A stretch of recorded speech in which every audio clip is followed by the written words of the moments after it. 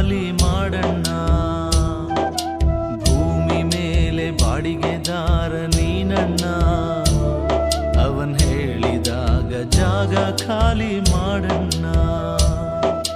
ಬಾಡಿಗೆ ಮನೆಗಾಗಿ ಇಲ್ಲಿ ಜಗಳ ಬೇಡಣ್ಣ, ನಿನ್ನ ಸ್ವಂತ ಮನೆ ಮೇಲಿದೆ ಮರ್ತ್ರೆ ಹೆಂಗಣ್ಣ.